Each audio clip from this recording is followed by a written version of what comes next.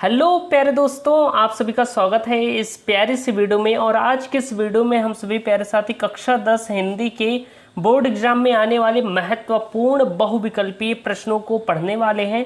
आज के इस वीडियो में मैं आपको सन 2024 में आने वाले महत्वपूर्ण हिंदी की बहुविकल्पीय प्रश्नों को बताने वाला हूं, उनके सॉल्यूशन भी मैं आपको बताऊंगा। और इस वीडियो में मैंने टॉप 30 क्वेश्चंस जो ऑब्जेक्टिव क्वेश्चन होते हैं उनको कवर किया है। और इस वीडियो को देखने के बाद आपका 20 अंक एकदम पक्का हो जाएगा। तो इस वीडियो को पूरा देख लीजिएगा एकदम लास्ट तक, और इस वीडियो को लाइक भी कर दीजिएगा। 1 के लाइक इसमें चाहिए और कमेंट भी कर दीजिएगा। मेरा नाम मिलन मिश्रा है। चलिए शुरुआत करते हैं इस बेहतरीन से वीडियो की।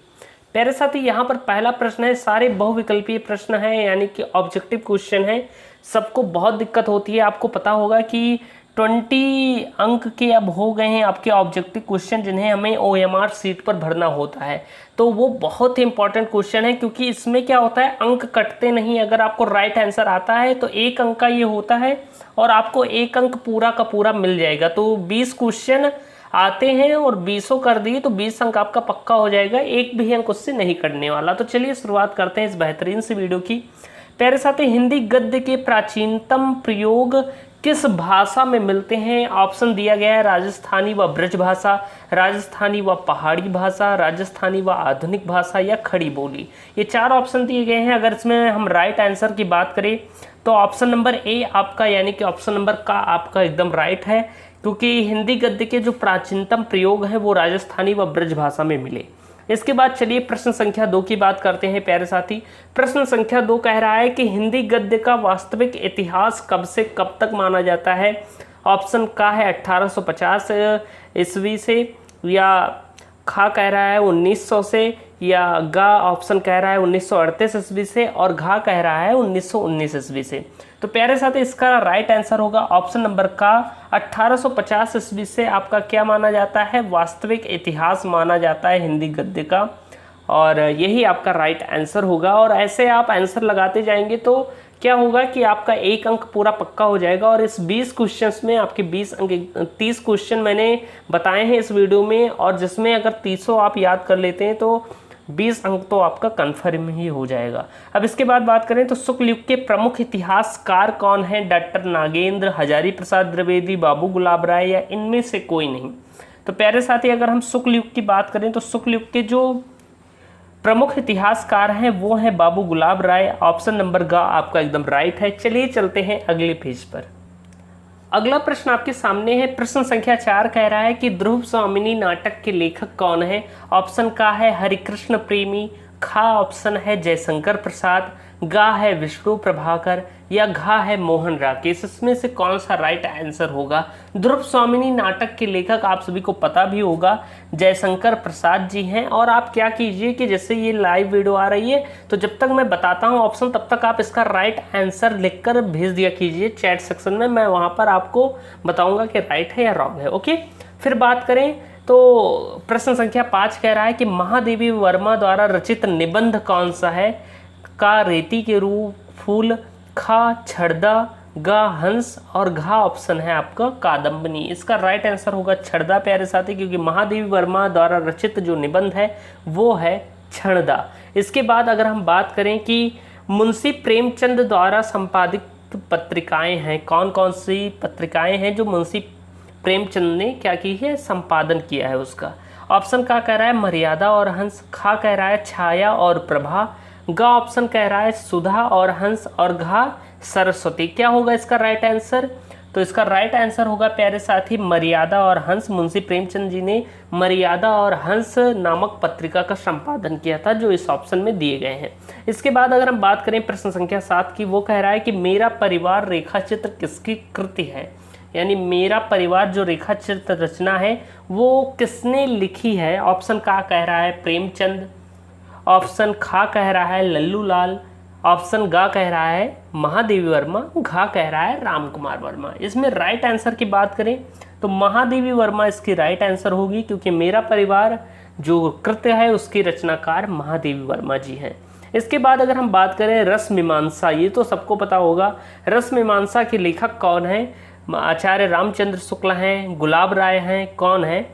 ऑप्शन गा कह रहा है भगवत शरण उपाध्याय और घा कह रहा है जयप्रकाश भारती। अगर हम राइट आंसर की बात करें तो रसमीमांसा आचार्य रामचंद्र शुक्ल जी की रचना है। ऑप्शन नंबर का आपका एकदम राइट होगा। ऐसे ही आप अच्छे तरीके से अगर आपने इसे अच्छे से पढ़ लिया है और जितने क्वेश्चन मैंने आपको बताए हैं इसे आपने तैयार कर लिए हैं तो फिर आपको इन 20 ऑब्जेक्टिव में कोई प्रॉब्लम नहीं होने वाली है। इसके बाद चलते हैं नेक्स्ट पेज पर।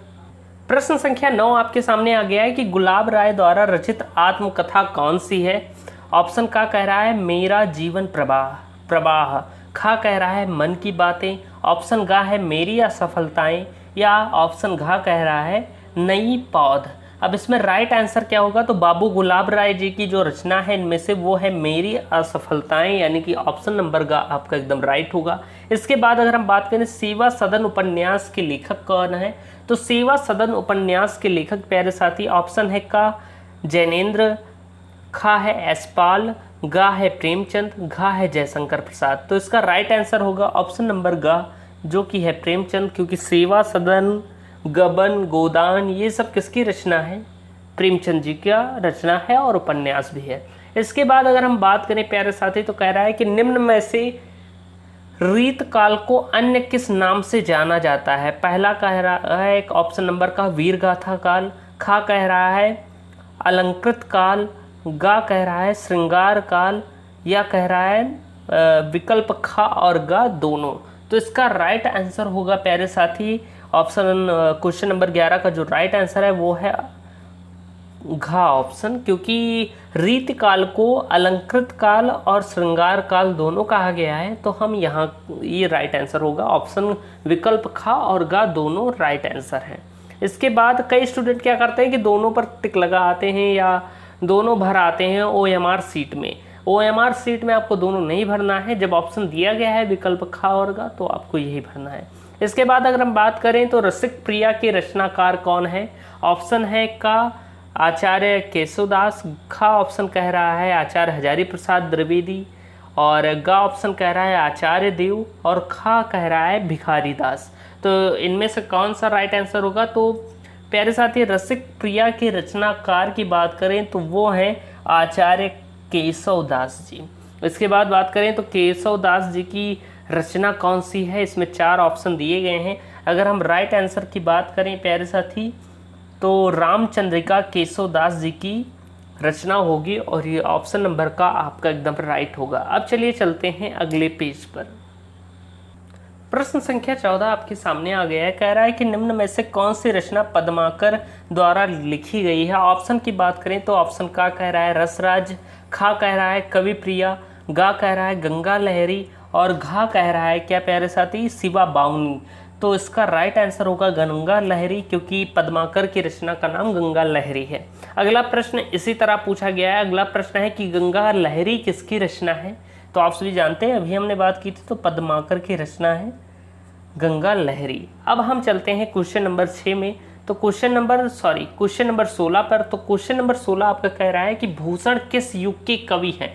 भूषण किस युग के कवि हैं, आदिकाल, रीतकाल, भक्तिकाल या आधुनिक काल। तो इसमें से राइट आंसर आपका होगा रीतकाल। आप चैट सेक्शन में आंसर दिया करिए पहले, जिससे आपको पता चले कि आखिर कौन होगा। तो आप अगर गलत आंसर देंगे तो पता चल जाएगा सही क्या है, और सही देंगे तो ये भी रहेगा कि आपको कितना आता है। इसके बाद अगर हम बात करें तो बिहारी किस युग के कवि हैं, आधुनिक काल, रीतकाल, भक्तिकाल या आदिकाल। इसमें 4 ऑप्शन दिए गए हैं। तो अगर हम बात करें प्यारे साथी तो बिहारी हमारे रीतकाल के कवि हैं। इसके बाद अगर हम बात करते हैं अगले प्रश्न की, तो अगला प्रश्न कह रहा है, प्रश्न संख्या 18 कह रहा है कि आधुनिक काल की समय अवधि कितनी है। तो प्यारे साथी एक ऑप्शन नंबर का है 1850 से 1900 तक, 1900 से 1920, 1919 से 1938 या 1843 से अब तक। तो इसका राइट आंसर होगा ऑप्शन नंबर घ 1843 से अब तक क्या चल रहा है, आधुनिक काल चल रहा है। चलिए चलते हैं अगले प्रश्न पर। अगला प्रश्न आपका कह रहा है प्यारे साथी कि भारतेंद्र युग किस काल के अंतर्गत आता है। ऑप्शन का है भक्तिकाल, खा है रीतकाल, गा है आधुनिक काल या घा है आदिकाल। तो भारतेंद्र युग किस काल के अंतर्गत आता है? तो आप सभी को पता होगा भारतेंद्र युग आधुनिक काल के अंतर्गत आता है, क्योंकि भारतेंद्र हरिश्चंद्र आधुनिक काल के ही लेखक थे, कवि थे। इसके बाद अगर हम बात करें अद्भुत आलाप किसकी रचना है, क्वेश्चन नंबर 20 आपका कह रहा है महावीर प्रसाद द्विवेदी का ऑप्शन है, खा ऑप्शन है भारतेंदु हरिश्चंद्र, गा ऑप्शन है मैथिली शरण गुप्त और घा ऑप्शन है हरिऔध। तो इसका राइट आंसर होगा जो वो है महावीर प्रसाद द्विवेदी। अद्भुत आलाप महावीर प्रसाद द्विवेदी जी की रचना है। अब चलिए इसके बाद क्या होता है कि आपके व्याकरण के क्वेश्चन आते हैं। अब हम 10 व्याकरण के क्वेश्चन डिस्कस करने वाले हैं। मैंने इसमें टोटल आपको 30 क्वेश्चन बताए हैं। इन्हें अगर आपने पूरा पढ़ लिया तो इसमें से अधिक से अधिक प्रश्न, सब तो नहीं कह सकता, लेकिन अधिक से अधिक प्रश्न आने की संभावना है, क्योंकि जो ज़्यादा बार पूछे जा चुके हैं उन्हीं को हमने शामिल किया है। तो इस सारे प्रश्नों को आप एकदम रट लीजिएगा, तैयार कर लीजिएगा, क्योंकि 20 ऑब्जेक्टिव क्वेश्चन आपके बोर्ड में पूछे जाते हैं और वो सभी बहुत इंपॉर्टेंट हैं। अब बात करें तो कह रहा है हे जीवित तेज उठो उठो, यह नींद कैसी घोर है क्या तुम्हारे योग्य, यह तो भूमि सेज कठोर है। यहाँ पर पूछा जा रहा है कि आखिर इसमें कौन सा रस है। तो इसमें प्यारे साथी अगर हम रस की बात करें तो इसमें करुण रस है, क्योंकि आप पढ़ेंगे तो इसमें ही पता चल रहा है कि एक कठोर शब्द आया है, तो नींद कैसी घोर है, तो ये एक क्या है कि जीवतेश उठो उठो, किसी को जगाया जा रहा है। तो ये एक तरह का क्या है, करुण रस का उदाहरण है। प्यारे साथी आगे जब मैं आपको करुण रस के बारे में पढ़ाऊंगा तब आप एकदम अच्छे से क्लियर हो जाएंगे। फिलहाल आप इतना जानें कि ये करुण रस है, क्योंकि अभी करुण रस की क्लास आई नहीं है, रस अभी हमने पढ़ाया नहीं है, तो आप जानिए कि आखिर क्या रहेगा। आगे कह रहा है कि राम राम कही राम कही, राम राम कही राम, तुन परिहरि रघुवर विरह, राव गयु सुरधाय। और प्रश्न संख्या 22, इसमें पूछा गया है कि कौन सा रस है, तो इसमें भी आपका करुण रस होगा प्यारे साथी, क्योंकि विरह की बात कही गई है और जहाँ पर विरह होता है वहाँ पर करुण रस होता है। अब इसके बाद अगर हम बात करें तो प्रश्न संख्या 23 आपका कह रहा है कि नाना वाहन नाना वेशा, बिहसे शिव समाज निज देखा। क्या कह रहा है, नाना वाहन नाना वेशा, बिहसे शिव समाज निज देशा। यहाँ पर देखिए बी हसे यानी बी हसे यानी हंसना, और इससे आप पता कर सकते हैं कि यहाँ पर हास्य रस है। प्यारे साथी कौन सा रस है, हास्य रस है। तो 23 क्वेश्चन हो चुके हैं। चलिए आगे के प्रश्न देखते हैं क्या है। अगला प्रश्न आपके सामने है कि हरिमुख मनहु मयंक पंक्ति में कौन सा अलंकार है, तो इसमें उत्प्रेक्षा अलंकार है प्यारे साथी। इसके बाद अगर हम बात करें तो यहीं कहीं पर बिखर गई है भग्न विजय माला सी, पंक्ति में अलंकार पहचान कर लिखो। ऑप्शन का कह रहा है भ्रांतिमान, खा कह रहा है रूपक, गा कह रहा है उपमा, घा कह रहा है उत्प्रेक्षा। तो भग्न विजय माला सी यानी माला से तुलना की गई है, तो यहाँ पर उपमा अलंकार होगा प्यारे साथी, और यही आपका राइट आंसर होगा। इसके बाद अगर हम बात करें तो कहा गया है अनादर शब्द में कौन सा उपसर्ग लगा है। ये तो आप सभी जानते होंगे, बचपन से ही पढ़ते आए हैं। अनादर शब्द में कौन सा उपसर्ग लगा है, तो अन उपसर्ग लगा है। 4 ऑप्शन दिए गए हैं, ऑप्शन नंबर का आपका एकदम राइट होगा। इसके बाद अगर हम बात करें कि अन उपसर्ग लगाकर सही शब्द क्या बनेगा, अनुभाव, अनुचित्य, अनाचार या अनुचित। तो इसमें पूछा गया है कि अनु उपसर्ग लगाकर सही शब्द कौन सा बनेगा, तो इसका राइट आंसर होगा प्यारे साथी अनुभाव। क्या राइट आंसर होगा, अनुभाव होगा। क्योंकि अनुचित क्यों नहीं होगा, क्योंकि यहाँ पर क्या है प्यारे साथी, अन धन उचित हो जाएगा ना, तो इसलिए अनुभाव ही होगा। अनुभाव आपका राइट आंसर होगा। आप चलिए बात करते हैं अगले प्रश्न की ओर। अगले क्वेश्चन की बात करें तो सप्तऋषि का समास विग्रह क्या होगा, तो प्यारे साथी सप्तऋषि का समास विग्रह होगा 7 ऋषियों का समूह, यही आपका राइट आंसर होगा। चतुर्वर्ण में समास कौन सा होगा, इसमें चतुर मिस होता है, 4 वर्ण मिस होता है रंग, 4 रंगों की बात कही गई है, यानी कि संख्या आया है। तो जब संख्या का प्रयोग होता है तो वहाँ पर द्विगु समास होता है, आप सभी को पता होगा। तो यहाँ पर क्या होगा, द्विगु समास होगा प्यारे साथी। इसके बाद अगर हम बात करें भीमार्जुन में कौन सा समास होगा प्यारे साथी, जब हम व्याकरण की क्लास जल्द ही चालू करने वाले हैं उसमें मैं आपको डिटेल में सारी चीज़ें बताने वाला हूं, तो इसकी चिंता ना कीजिए। जो कुछ भी डाउट है वहां पर पूछिएगा, मैं आपको जरूर बताऊंगा। आज हम ऑब्जेक्टिव कर रहे हैं तो उतना डिटेल में आपको बेसिक कॉन्सेप्ट नहीं बता सकता कि आखिर यहाँ पर द्विगु कैसे हुआ।